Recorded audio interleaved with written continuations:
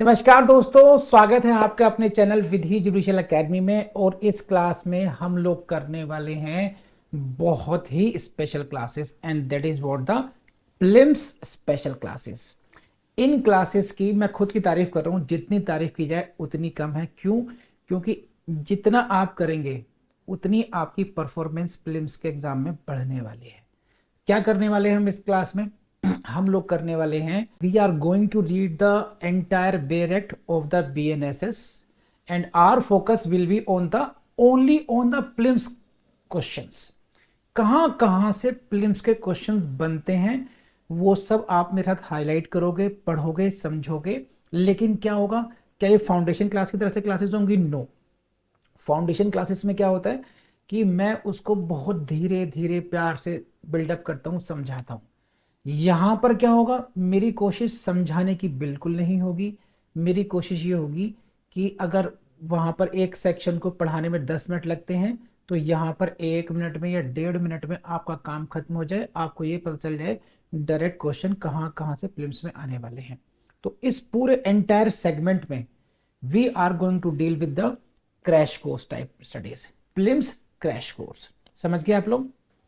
और इसमें बढ़ने से पहले एक कहानी और सुन लीजिए ताकि आपको मेरी फिलॉसफी समझ में आ जाए।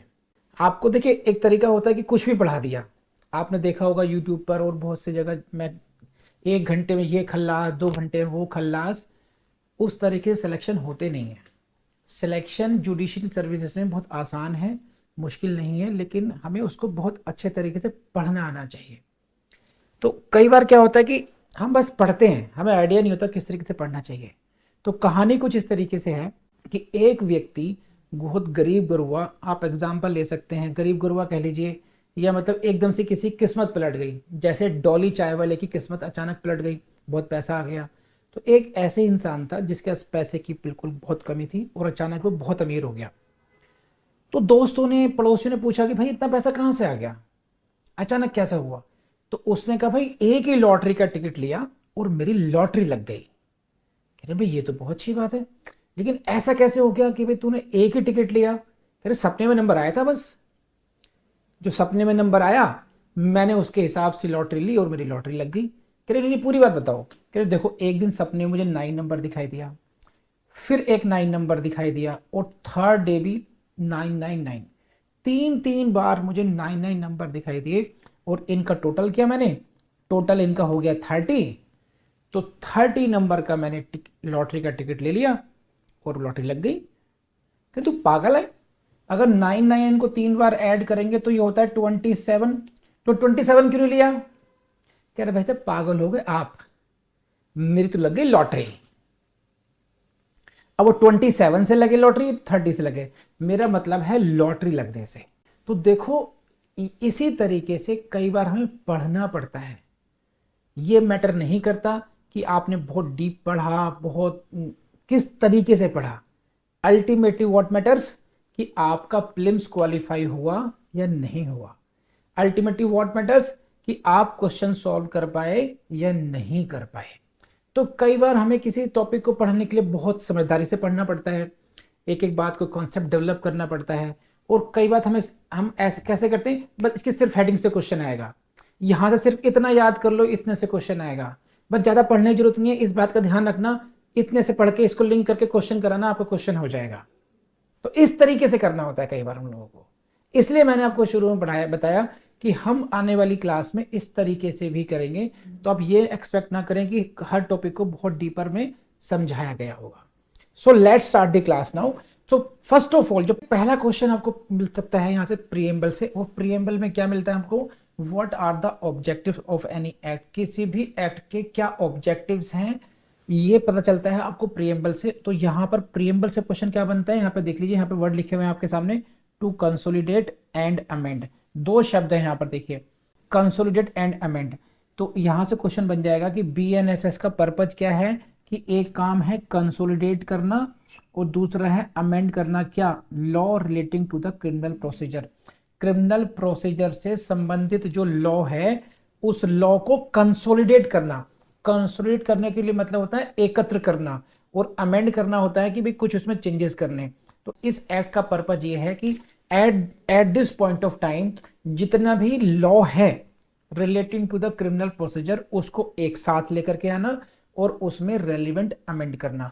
तो आपको प्रीलिम्स से क्वेश्चन पूछेगा वो कि objectives of the BNSS are, number 1 option A consolidate करना, ऑप्शन ए बन जाएगा, और ऑप्शन 2 बन जाएगा अमेंड, एंड ऑप्शन 3 हो जाएगा 1 एंड 2 बोथ। तो आंसर हो जाएगा 1 एंड 2। इतना ही करना है, इससे आगे कुछ नहीं करना आपने। अब आ जाइए सेक्शन नंबर 1 बीएनएसएस। यहां से बहुत सारे क्वेश्चंस आएंगे, multiple questions can be seen from this section and this is very very important for your prelims. See this is clause 1।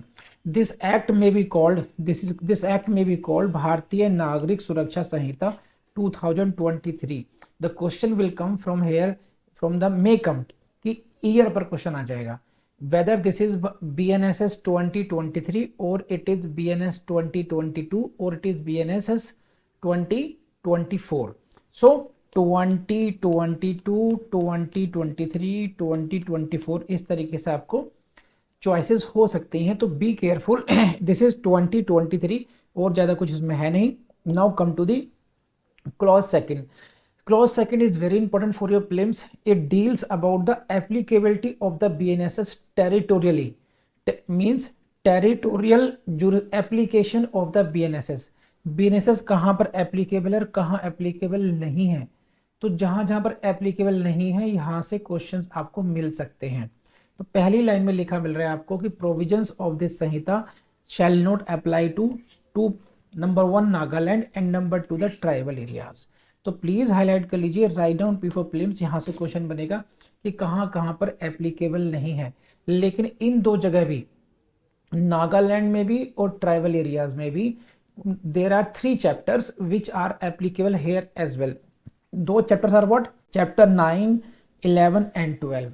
These are 3 chapters which are applicable even in case of Nagaland and the tribal areas, and you should also learn the headings of this. Chapter 9 is related to the security for keeping peace and good behavior। इसी प्रकार से Chapter 11 is related to the maintenance of public order and tranquility।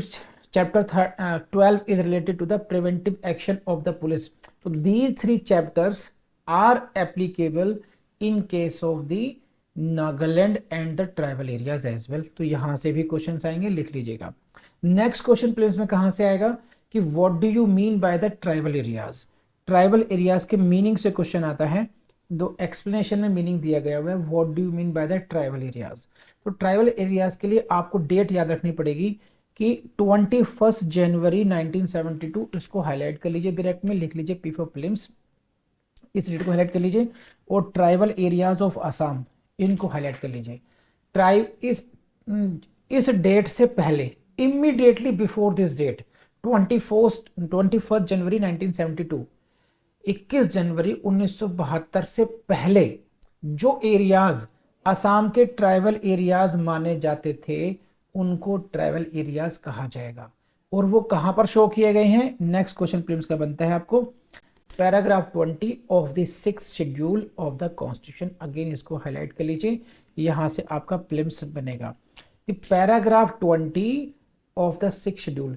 तो जो संविधान की 6ठी अनुसूची है उसके जो 20वां पैराग्राफ है उसमें जो ट्राइबल एरियाज ऑफ असम दिखा रखे हैं 21 जनवरी 1972 से पहले ट्राइबल एरियाज वो माने जाएंगे, other than those with in the local limits of municipality of Shillong.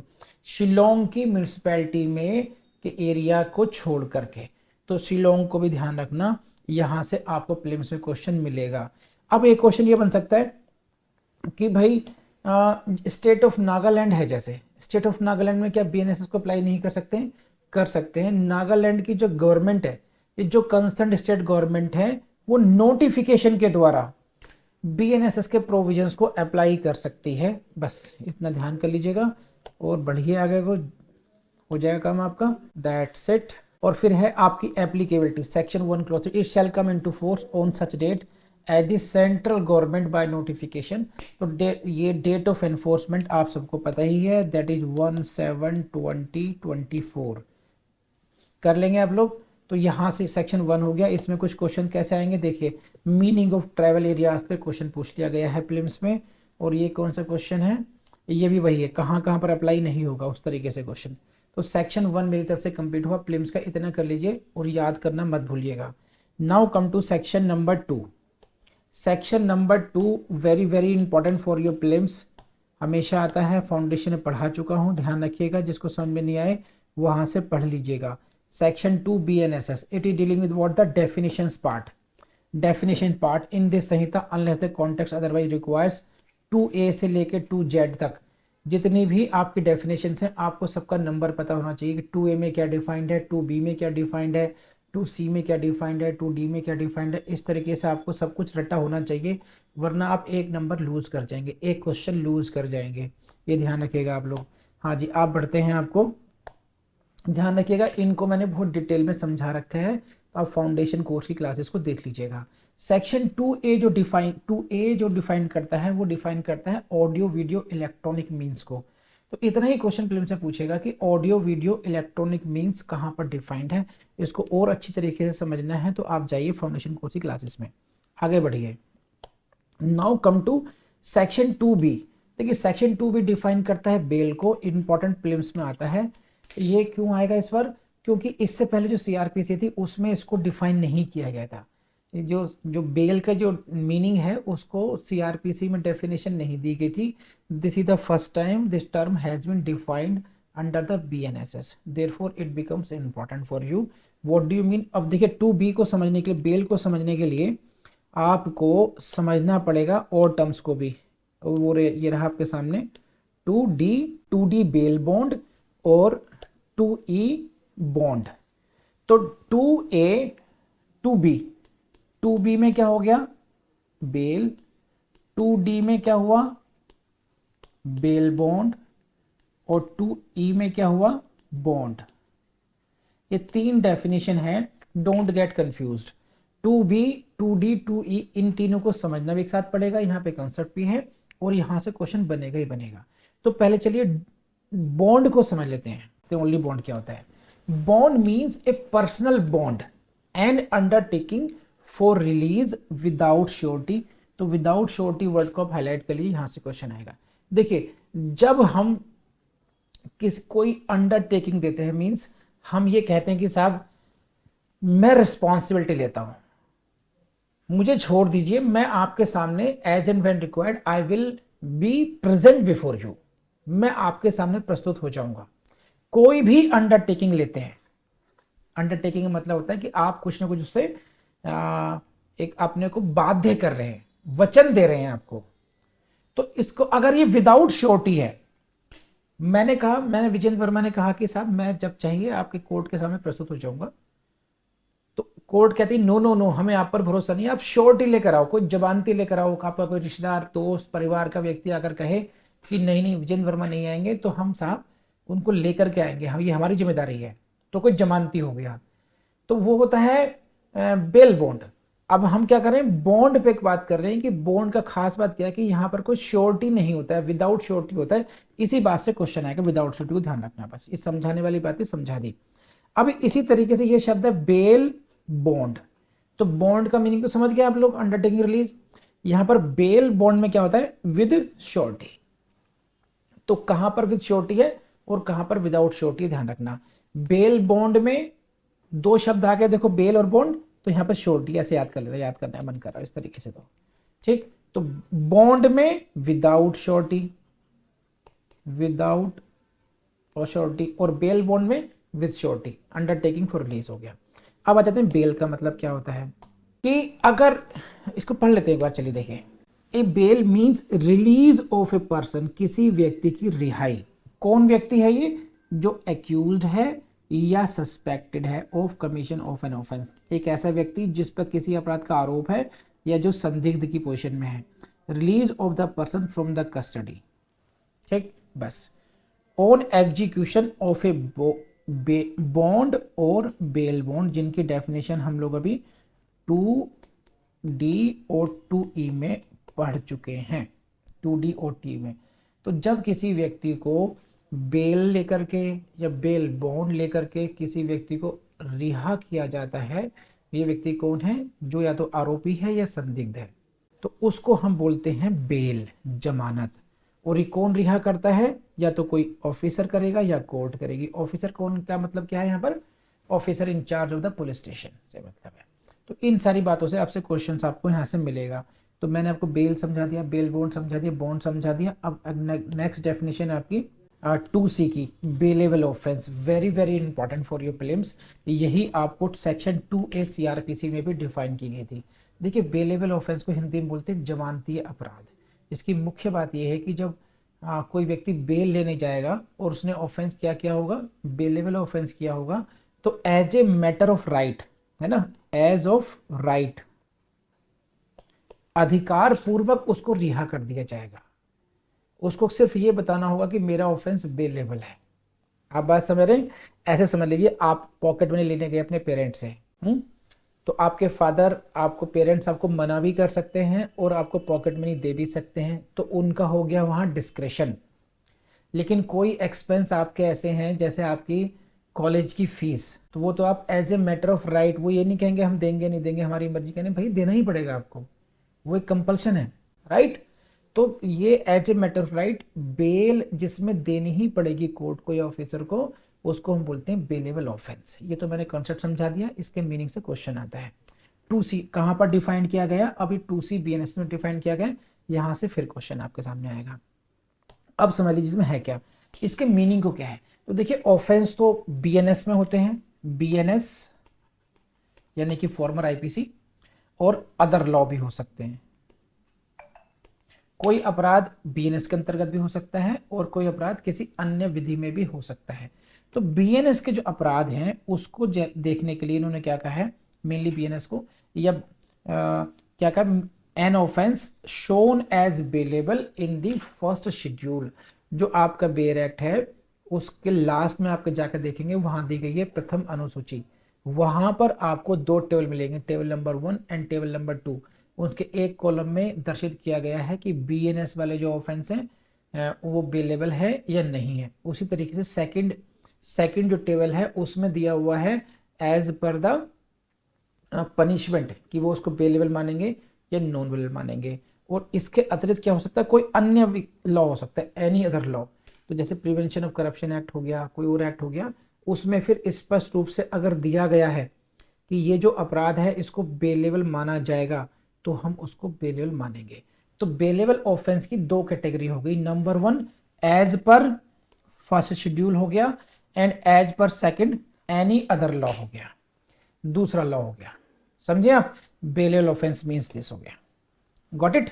और दूसरी क्या डिफाइन किया गया इसमें, non bailable offence. Non bailable offence means any other offence. तो any offence other than bailable को हम क्या कहेंगे, नॉन बेलेबल कहेंगे। तो बेसिकली बेलेबल ऑफेंस होते हैं, नॉन बेलेबल ऑफेंस होते हैं। डेफिनेशन दी गई है बेलेबल ऑफेंस की, जो ऑफेंस बेलेबल नहीं है वो ऑटोमेटिकली क्या हो जाएगा, नॉन बेलेबल हो जाएगा। जब कोई ऑफेंस नॉन बेलेबल होता है तो उसका परिणाम क्या होता है, court has discretion to grant bail in that case. As a matter of right उसको बेल क्लेम नहीं कर सकते हैं, कोर्ट ये देखेगी कि इस मामले में रिलीज करना चाहिए बेल पे या नहीं करना चाहिए। As a matter of right bailable offence में होता है। तो इतना सफिशिएंट है आपको, इससे आगे बढ़ते हैं अब आप आ जाइए 2F में। तो चार्ज की डेफिनेशन है, 2B CRPC में चार्ज को डिफाइन किया गया था। चार्ज का मतलब होता है आरोप, जब हम किसी व्यक्ति पर किस बात का आरोप है। ओके, डिटेल में हम बाद में पढ़ेंगे, यहाँ पर प्रीलिम्स क्लास है, इतना समझिए। 2F में डिफाइन किया गया है चार्ज, इसको समझना है तो फाउंडेशन कोर्स की वीडियो आपको मिल जाएगी। आगे बढ़ते हैं, cognizable offence 2G cognizable offence कहाँ पर डिफाइंड है साहब, ये 2C में CRPC में था, BNSS में है ये 2G में। कॉग्निजेबल इसको बोलते हैं हिंदी में संज्ञेय अपराध। संज्ञेय अपराध का मीनिंग क्या है, एन ऑफिसर में अरेस्ट विदाउट वारंट। इतना भी याद कर लेंगे आपका काम चल जाएगा। What do you mean by the cognizable offence, ऐसा अपराध जिसमें पुलिस विदाउट वारंट अरेस्ट कर सकती है, उन अपराधों को हम बोलते हैं कॉग्निजेबल ऑफेंस। देखिए, किसी व्यक्ति को अरेस्ट करना है तो 2 तरीके से अरेस्ट किया जा सकता है, पुलिस के पास वारंट हो या फिर विदाउट वारंट हो। तो विदाउट कॉग्निजेबल ऑफेंस की कैरेक्टरिस्टिक ये है कि in that case police gets the right to arrest even in case of even without the warrant. तो ऐसे अपराधों को हम बोलते हैं कॉग्निटिव ऑफेंस। इसका जस्ट अपोजिट क्या हो जाएगा, नॉन कॉग्निटिव ऑफेंस हो जाएगा। इनको भी कहाँ देखने को मिलता है, फर्स्ट शेड्यूल में। फर्स्ट शेड्यूल में पता चलता है कि whether this offence is cognizable और नॉन कॉग्निजेबल। उसी प्रकार से किसी अदर लॉ में, एनी अदर लॉ में भी वहां पर स्पष्ट रूप से दिया गया होगा कि whether this offence is cognizable और नॉन कॉग्निजेबल। तो यहाँ पर डिफाइन किया था, ओनली कॉग्निजेबल ऑफेंस डिफाइन किया गया था बस। Cognizable offence means an offence for which and cognizable case means a case in which A police officer में अरेस्ट विदाउट वारंट। तो में अरेस्ट विदाउट वारंट को ध्यान रखना है, यहाँ पे इन्वेस्टिगेशन की बात नहीं कर रहे हैं। कॉग्निजेबल ऑफेंस की जो कैरेक्टरिस्टिक है वो अरेस्ट से रिलेटेड है। अरेस्ट विदाउट वारंट को दिमाग में छाप लीजिए बस। आगे बढ़ते हैं। 2H में डिफाइंड है बीएनएस के कंप्लेंट, 2D में डिफाइंड थी सीआरपीसी की। इस डेफिनेशन के प्रत्येक शब्द से आपको प्रीलिम्स से क्वेश्चन बन सकता है। जनरली हम जो पुलिस को हम लोग कंप्लेंट लिखते हैं, कोई इन्फॉर्मेशन देते हैं, तो उसको हम कंप्लेंट कहते हैं कि साहब कहा क्या किया, ये मार पिटाई हो गई थी, कोई झगड़ा हो गया तो क्या किया, पुलिस ने कंप्लेंट कर दी है। तो वो हम जनरल लॉ भाषा में कहते हैं, सामान्य भाषा में। इन टेक्निकली लॉ में क्या होता है कि कंप्लेंट का मतलब होता है complaint given to the magistrate. तो इसको आप देखना, ये पुलिस को दी गई कंप्लेंट नहीं है। पहला क्वेश्चन प्रीलिम्स में आएगा कंप्लेंट कहाँ डिफाइंड है। अब सेक्शन 2H बीएनएस में डिफाइंड है, देखिए क्या है। तो मैं इसको तेजी से पढ़ के आपको स्क्रीन पे देखिए, इनको ऐसे ही कीजिएगा। कंप्लेंट मीन्स एनी एलिगेशन, कैसा, मेड ओरली और इन राइटिंग। यहीं से क्वेश्चन आएगा P for प्रीलिम्स कि जो कंप्लेंट है वो ओरल भी हो सकती है, कंप्लेंट रिटन भी हो सकती है। ये कंप्लेंट किसको दी जाती है, मजिस्ट्रेट को दी जाती है, नोट द पुलिस ऑफिसर। यहाँ से फिर प्रीलिम्स से क्वेश्चन बनेगा। तो ओरली, राइटिंग से क्वेश्चन बनेगा, मजिस्ट्रेट से क्वेश्चन बनेगा। और तीसरा क्वेश्चन बनता है कि why it is given with a view to taking his action under this Sanhita. Complaint देने का एक ऑब्जेक्टिव है, ये है प्रीलिम्स लिख लीजिए। यहाँ से भी क्वेश्चन आएगा कि why complaint is given, magistrate उस पर एक्शन ले, इस बात से क्वेश्चन आता है। और जो जिसके विरुद्ध कंप्लेंट दी गई है दैट मे बी नोन और अननोन, यहाँ से भी क्वेश्चन आता है, देखिए। तो इतने सारे क्वेश्चन यहाँ से आते हैं कि कंप्लेंट किसको दी जाएगी, मजिस्ट्रेट को दी जाएगी, ओरली हो सकती है, रिटन हो सकती है। और ये जिस व्यक्ति ने ऑफेंस किया है वो नोन भी हो सकता है, वो अननोन भी हो सकता है। पर्पज क्या है कि मजिस्ट्रेट उसमें कोई एक्शन ले। It does not include A police report, यहाँ से क्वेश्चन आता है कि कंप्लेंट में पुलिस रिपोर्ट को इंक्लूड नहीं किया जाता है, ऐसे रट लीजिएगा। ये पुलिस रिपोर्ट कहाँ पर डिफाइंड है, 2T में डिफाइंड है और 193(2) में ये सबमिट की जाती है। पहले इसकी डेफिनेशन, पुलिस रिपोर्ट की पहले डेफिनेशन थी 2R CRPC में और 173(2) में सबमिट होती थी। अब ये CRPC के नंबर हैं, ये हैं आपके नंबर BNSS के। इतना कर लीजिए, इसी से कल्याण हो जाएगा। इसको बहुत डिटेल में समझा रखा है फाउंडेशन कोर्स में। इसके एक्सप्लेनेशन में क्वेश्चन आ जाते हैं, देखें। A report made by police officer in a case which discloses after investigation the commission of a non cognitive offence को अंडरलाइन कीजिए, shall be deemed to be a complaint.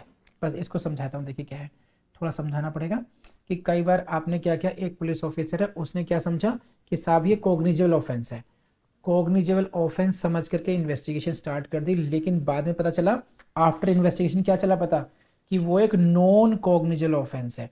तो जो पुलिस ऑफिसर अपनी report submit करेगा उसको complaint माना जाएगा, shall be deemed to be complaint. ये डीम्ड कंप्लेंट की कैटेगरी में आ जाएगी। और जो पुलिस ऑफिसर है ही shall be deemed to be a complainant. अब इन कंप्लेनेंट को हाईलाइट कर लीजिए, write down P for prelims. बस जी इतना ही काफी है, समझाया हुआ बहुत अच्छे तरीके से मैंने फाउंडेशन कोर्स की क्लास में। अब आप आ जाइए 2, ये हो गई I, राइट। 2H में था ये कंप्लेंट और ये होगी 2I। इलेक्ट्रॉनिक कम्युनिकेशन कहाँ पर डिफाइन किया गया है, 2I में डिफाइन किया गया है। इतना ही कर लीजिए प्रीलिम्स के पॉइंट ऑफ व्यू से बस। अच्छा 2J में क्या डिफाइंड है, हाई कोर्ट। तो हाई कोर्ट कहाँ डिफाइंड है, 2J में डिफाइंड है। बस इतना ही कर लीजिए, समझने के लिए फाउंडेशन कोर्स में समझना बस। और इंक्वायरी 2K, तो इंक्वायरी कहाँ डिफाइंड है, 2K में डिफाइंड है। ये पहले कहाँ डिफाइंड थी, 2G में था, ये इंपॉर्टेंट है। इंक्वायरी का देखिए, पुलिस के सामने जो इसकी डेफिनेशन समझाता हूँ, देखिए। Inquiry means every inquiry other than a trial. तो there are 2 words, inquiry and trial. तो किसी भी मजिस्ट्रेट के सामने जो कार्रवाई होती हैं, इधर इट मजिस्ट्रेट हो या कोर्ट हो, उनके सामने जो कार्रवाई होती है उसमें से या तो कोई नंबर 1 होती है इंक्वायरी, नंबर 1, या नंबर 2 होती है वो ट्रायल। इंक्वायरी और ट्रायल, ये सब की सब प्रोसीडिंग्स होती हैं कोर्ट के सामने। तो इनकी डेफिनेशन क्या है कि जो ट्रायल नहीं है, जो प्रोसीडिंग्स हैं, कोर्ट, हाँ भी कोर्ट के सामने कार्यवाही चल रही है। अच्छा, तो अब क्या क्वेश्चन पूछोगे, ये इंक्वायरी है या ये ट्रायल है? जो कोर्ट के सामने जो प्रोसीडिंग्स चलती हैं उनको दो हिस्सों में डिवाइड कर सकते हो आप, इधर इट इज ए ट्रायल और इट विल बी इंक्वायरी। तो अगर पता करना हो कि इंक्वायरी क्या है तो आप ये पता करेंगे क्या ये ट्रायल है नहीं है। ट्रायल से अलग जो कुछ भी होगा वो इंक्वायरी होगी। और ट्रायल क्या होता है, ट्रायल वो प्रोसीजर होता है जिसका जो एंड है, जो कंक्लूजन है, वो या तो कन्विक्शन होगा या एक्विटल होगा, बस इन दोनों में निकलेगा। ठीक है, इतना ही याद कर लीजिए, इतने काम चल जाएगा। डिटेल में पढ़ना है तो फाउंडेशन कोर्स की क्लास देख लीजिएगा। अब आ जाइए, ये था हमारा 2K हो चुका, अब 2L पे आ जाइए। 2L में इन्वेस्टिगेशन है, मस्ट है। 2H में था ये पहले CRPC में, अब 2L में है। इन्वेस्टिगेशन कहाँ डिफाइंड है, 2L में डिफाइंड है। और ये है, एक शब्द याद कर लीजिएगा, all proceedings under the for the collection of evidence को हाईलाइट कर लीजिए। जितनी भी प्रोसीडिंग्स कलेक्शन ऑफ एविडेंस की होती हैं और किसके द्वारा, बाय पुलिस ऑफिसर और by any person other than a magistrate who is authorised by magistrate in this behalf. तो देखिए, या तो पुलिस ऑफिसर के द्वारा या कोई अन्य व्यक्ति कैसा हो जिसको मजिस्ट्रेट ने ऑथराइज कर रखा हो, वो क्या प्रोसीडिंग्स है, कलेक्शन ऑफ एविडेंस। तो investigation is basically related to the collection of the evidence. कोई भी ऐसे कार्रवाई जो कलेक्शन ऑफ एविडेंस के लिए की गई हो उसको हम बोलते हैं इन्वेस्टिगेशन। कौन कौन कर सकता है, पुलिस ऑफिसर कर सकता है। क्या कोई अन्य व्यक्ति भी कर सकता है, यस, मतलब अदर देन ए पुलिस ऑफिसर भी कर सकता है। पुलिस ऑफिसर से भिन्न व्यक्ति कौन होना चाहिए, एक तो मजिस्ट्रेट नहीं हो, magistrate himself will not investigate. Secondly, उस व्यक्ति को मजिस्ट्रेट ने ऑथोराइज कर रखा हो। तो दो व्यक्ति हो गए, एक तो हुआ पुलिस ऑफिसर, ये भी हो सकता है। किन्हीं परिस्थितियों में ये भी हो सकता है कि एक व्यक्ति पुलिस ऑफिसर नहीं है लेकिन उसको भी मजिस्ट्रेट ऑथोराइज कर सकता है इन्वेस्टिगेशन करने के लिए। इस पॉइंट को नहीं भूलेंगे आप, बस स्वयं मजिस्ट्रेट नहीं करेगा। बस आगे बढ़िए, एक्सप्लेनेशन पढ़ लीजिए क्या है ये। देखिए, where any provisions of a special act, where any of the provisions of special are inconsistent with the provisions Samhita, the provisions of the special act shall prevail। बस इसके एक्सप्रेशन का मतलब ये है कि अगर BNSS है और सामने क्या है, स्पेशल एक्ट है। स्पेशल एक्ट होता है act on some specific subject, जैसे प्रिवेंशन ऑफ करप्शन एक्ट हो गया, SC/ST एक्ट हो गया, वो किसी खास सब्जेक्ट के लिए बनाए गए हैं। और BNSS क्या है, BNSS हमारा जनरल एक्ट है। तो कह रहे हैं कि एनी ऑफ द प्रोविजंस, अगर किसी स्पेशल एक्ट के प्रोविजंस इस एक्ट संहिता से कॉन्फ्लिक्ट में है, इनकंसिस्टेंट है, तो the provisions of the special act shall prevail. Special act के प्रोविजंस को वरीयता दी जाएगी, वही प्रिवेल करेंगे। और ये वैसे भी सामान्य नियम है, आपको आना चाहिए कि जो BNSS है वो जनरल एक्ट है और स्पेशल एक्ट हो या लोकल एक्ट हो, generally they prevail over the BNSS general law. तो special act and the local act generally prevail over the general act, ये सामान्य नियम है। इसमें यही बात की गई है कि स्पेशल एक्ट अगर कॉन्फ्लिक्ट में आती, कॉन्सेप्ट यहाँ से प्रीलिम्स से क्वेश्चन आएगा, स्पेशल एक्ट है अगर कॉन्फ्लिक्ट में होगा BNSS के, तो किसके प्रोविजंस प्रिवेल करेंगे, स्पेशल एक्ट के प्रोविजंस प्रिवेल करेंगे। इतना याद कर लीजिए, आगे बढ़ जाइए। अब आ जाइए 2M पर, जुडिशियल प्रोसीडिंग्स कहाँ डिफाइन की गई हैं, इतना भी कर लेंगे, काम चल जाएगा। प्रीलिम्स के पॉइंट ऑफ व्यू से आगे बढ़ते हैं। इसका मतलब ये है कि चलिए ठीक है, जुडिशियल प्रोसीडिंग के मीनिंग को भी समझ लेते हैं, क्या खास बात है इसमें। ये रहा आपके सामने, judicial proceedings includes any proceedings in the course of which evidence में बी गिवन, एविडेंस में बी गिवन लीगली और may be legally taken on oath. बस ऐसी को includes any proceedings, judicial proceedings includes any proceedings in the course of which evidence is or may be legally taken on oath। तो judicial proceedings यानी कि ये देखते हैं कि अगर किसी proceedings में on oath evidence लिया जा रहा है तो क्या उनको judicial proceeding माना जाएगा, आंसर इज यस।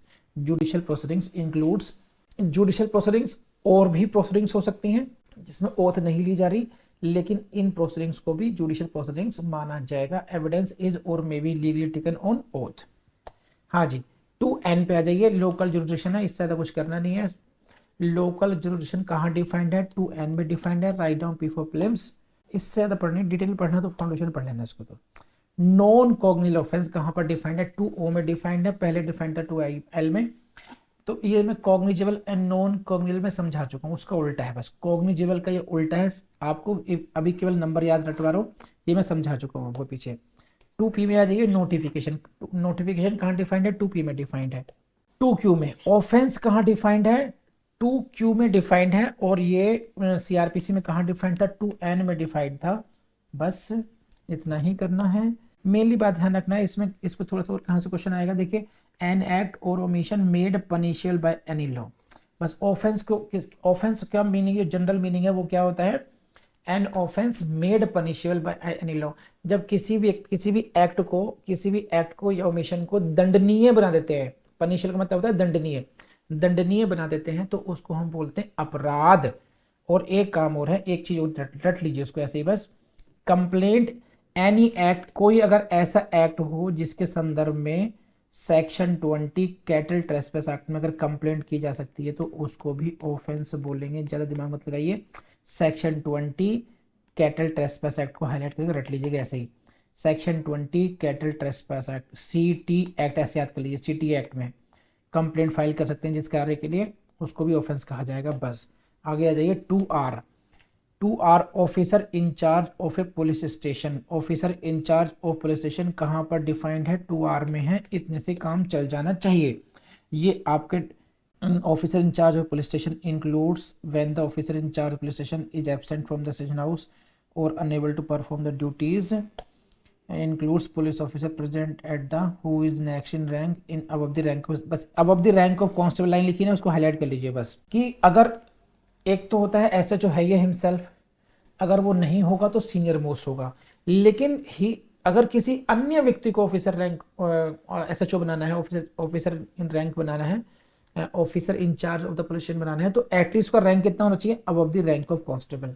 तो यहां से क्वेश्चन प्रीलिम्स का बन सकता है कि भाई किसी ऑफिसर, पुलिस ऑफिसर को जब ऑफिसर इंचार्ज वहां पर नहीं है, एब्सेंट है, अनेबल है, तो किसको बना सकते हैं? किसी भी व्यक्ति को बना सकते हैं सीनियोरिटी वाइज, लेकिन उसका जो रैंक है वो कांस्टेबल से अबव होना चाहिए। इसका मतलब क्या होगा? At least he should be the head constable. कर लेंगे आप लोग, बस इसमें आगे बढ़ जाइए। 2S में है प्लेस को डिफाइंड है, इसमें कुछ नहीं करना आपका। प्लेस इंक्लूड, प्लेस में क्या क्या, हाउस भी आता है, बिल्डिंग भी है, टेंट भी है, व्हीकल भी है और वेसल भी है। तो ध्यान रखना, व्हीकल को भी प्लेस के डेफिनेशन में, यहां से क्वेश्चन बना तो बना technical. Place includes vehicle and vessel. तो यान और किसी व्हीकल को भी प्लेस माना गया है BNSS में। और मैं फिर कह रहा हूँ, इन चीज़ों को मैंने बहुत अच्छे से एक्सप्लेन करके समझाया हुआ है फाउंडेशन क्लासेस में। हाँ जी, पुलिस रिपोर्ट। पुलिस रिपोर्ट कहाँ डिफाइंड है? 2T में डिफाइंड है। ये डिफाइंड थी पहले 2R में। देखिए ये क्या होता है कि जब इन्वेस्टिगेशन कंप्लीट हो जाती है तो पुलिस ऑफिसर अपनी रिपोर्ट को सबमिट करते हैं मजिस्ट्रेट के पास, ठीक है। तो उस रिपोर्ट को हम बोलते हैं पुलिस रिपोर्ट, जिसको आप चार्जशीट भी बोलते हैं। और अब ये सबमिट होती है 193 की क्लॉज सब क्लॉज 3 के अंतर्गत। बस इतना याद करना है, इसको छोड़ दीजिए। और 2U में पुलिस स्टेशन कहाँ डिफाइंड है? 2U BNSS में डिफाइंड है। इतना ही कर लीजिएगा बस, और आपका हो गया। पब्लिक प्रोसिक्यूटर कहाँ डिफाइंड है? 2V में डिफाइंड है। P4 प्रीलिम्स लगाइए। Public prosecutor means any person appointed under section 18 and includes any person under the direction of public. देखिए इसको ध्यान रखिएगा, कोई अगर व्यक्ति, इन अंडरलाइनिंग है उसको जरूर कर लीजिएगा। Any person acting under the direction of public prosecutor. एक तो पब्लिक प्रोसिक्यूटर हो गया वो व्यक्ति जो सेक्शन 18 में जिसका अपॉइंटमेंट होगा। अब इस व्यक्ति की इंस्ट्रक्शन में कोई व्यक्ति काम कर रहा है अंडर दी डायरेक्शन पब्लिक, इसको भी पब्लिक प्रोसिक्यूटर माना जाएगा, ये ध्यान रखना। तो ये जो लाइन है यहाँ से प्रीलिम्स से क्वेश्चन बन जाएगा आपका। ये नेक्स्ट आ जाएगा आपका सब डिवीजन कहाँ डिफाइंड है? 2W में डिफाइंड है सब डिवीजन। इस सब डिवीजन ऑफ डिस्ट्रिक्ट पढ़ लीजिएगा, कुछ खास है नहीं। सम्मन्स केस, हाँ वेरी वेरी इंपॉर्टेंट, प्रीलिम्स में आएगा। सम्मन्स केस कहाँ डिफाइंड है? 2X में डिफाइंड है। इसके मीनिंग से क्वेश्चन बनता है। Means a case and relating to an offence not being a warrant case. तो यहाँ लगाइए सम्बन्स केस और वारंट केस को एक साथ पढ़ेंगे तभी याद रहेगा। सम्बन्स केस कौन सा केस को कहेंगे, जो वारंट केस नहीं होगा। Write down P for prelims. तो वारंट केस में एक बार सीधे सीधे पढ़ लेता हूँ। ये हो गया आपका 2x और 2z में है वारंट केस। इसको पढ़ते हैं पहले। तो 2x और 2z these should be understood together. 2x में था सम्बन्स केस, 2z में क्या है, वारंट केस। सम्बन्स केस की डेफिनेशन क्या थी कि जो वारंट केस नहीं है। तो वारंट केस क्या होता है, मीन्स ए केस ऑफेंस जिसमें जो एज डेथ से लाइफ इम्प्रिजनमेंट और एक्सीडिंग 2 ईयर्स, इसको रटना पड़ेगा, समझाता हूँ। देखिए ऐसा कोई केस जो ऐसे अपराध से, यानी कि जब ऑफेंस कैसा हो जिसका दंड पे ध्यान रखना, पनिशमेंट पर, या तो डेथ पेनल्टी हो या फिर इम्प्रिजन फॉर लाइफ हो या एक्सीडिंग 2 ईयर्स हो, उसको हम बोलते हैं, ऐसे केस को हम बोलते हैं वारंट केस। और अप टू 2 ईयर्स, 2 साल तक क्या हो जाएगा, सम्मन्स केस हो जाएगा। तो सम्मन्स केस और वारंट केस का जो डिवीजन है that is on the basis of the punishment of the offence. If the punishment is up to 2 years including 2 year, then it will be the case of summons case. अगर 2 years से ज्यादा है, चाहे वो death penalty हो चाहे वो life हो, उसको हम बोलते हैं वारंट केस। तो वारंट केस और सम्बन्स केस में बहुत इंपॉर्टेंट है, ध्यान रखना चाहिए। विक्टिम की डेफिनेशन भी बहुत इंपॉर्टेंट है। 2Y में है डिफाइंड विक्टिम, और ये CRPC में 2WA में था, ये भी बहुत इंपॉर्टेंट है। 2W में विक्टिम की डेफिनेशन बहुत इंपॉर्टेंट, बार बार कह रहा हूं, आपको ध्यान रखिएगा। पढ़ लेते हैं क्या है, देखिए। Means a person who has suffered loss और इंजरी, कोई भी व्यक्ति जिसको कोई लॉस हुआ हो या इंजरी हो कॉज्ड बाय रीजन ऑफ, ये छोड़ दीजिए। इसमें खास बात क्या आएगी वो ये रही आपसे, एंड इंक्लूड्स हिज और गार्जियन और लीगल हेयर, बस। तो विक्टिम की डेफिनेशन वो तो व्यक्ति है ही जिसके विरुद्ध अपराध हुआ है, उसके गार्जियन और लीगल हेयर को भी विक्टिम की डेफिनेशन में इंक्लूड किया गया है, ध्यान रखना बस। गार्जियन और legal heir of a victim are also included in the term victim, very very important for a prelims. 2 में जाइए, सेक्शन 2 क्लॉज 2 में आ जाइए। इसकी अंडरस्टैंडिंग से क्वेश्चन प्रीलिम्स में बनता है। The words and expressions used herein and not defined but defined in the Information Technology Act को हाईलाइट कीजिए, एंड द भारतीय न्याय संहिता, तो IT एक्ट, BNS को हाईलाइट कर लीजिए। ऐसे एक्सप्रेशंस जिनको BNSS में यूज तो किया गया है लेकिन डिफाइन नहीं किया गया है, लेकिन डिफाइन यहां पर किया गया है। Basically this clause talks about the an expression, कि भाई जिसको यहाँ यूज तो कर रहे हैं, BNSS में वो टर्म यूज हो रही है, लेकिन उसकी डेफिनेशन 2 में नहीं मिल रही है। आपको डेफिनेशन यहाँ दी ही नहीं गई। तो डेफिनेशन कहाँ दी गई है कि साहब या तो IT एक्ट में मिल जाएगी डेफिनेशन, या उसकी डेफिनेशन मिल जाएगी BNS में। तो अगर ऐसा होता है तो उनका वही मीनिंग होगा जो कि मीनिंग BNS में या IT एक्ट में दिया गया हो। इट मीन्स अगर किसी शब्द का मीनिंग BNSS में प्रयोग किया जा रहा है लेकिन उसको परिभाषित नहीं किया गया है, लेकिन फिर परिभाषा क्या होगी इसकी, अरे भाई वो तो BNS में डिफाइंड है, अरे भाई वो तो IT एक्ट में डिफाइंड है, तब ऐसे केस में आप उनके मीनिंग को वहां जाके पढ़ेंगे और उसका अर्थ वही निकालेंगे जो कि जैसा कि BNS में या IT एक्ट में दिया गया है। So now come to section 3। देखिए सेक्शन 3 जो है, ये section 3 dealing with the construction of references. इसको मतलब बहुत टू द पॉइंट नहीं समझाया जा सकता, इसको आपको जो फाउंडेशन कोर्स में जो क्लास सेक्शन 3 समझा रखा है वहीं से समझना पड़ेगा, और प्रीलिम्स के लिए इंपॉर्टेंट है। तो मैं यहाँ पे इसको नहीं पढ़ा रहा हूँ, सिवाय इतने कि सेक्शन 3 की मार्जिनल नोट जरूर याद कर लीजिएगा। लेकिन इसको आपसे प्लीज आप फाउंडेशन कोर्स की जो क्लास दे रखी है वहीं से कीजिए, समझाना पड़ेगा, फिर वो फाउंडेशन कोर्स की क्लास में और प्रीलिम्स में कुछ अंतर रह नहीं जाएगा। Now come to section 4।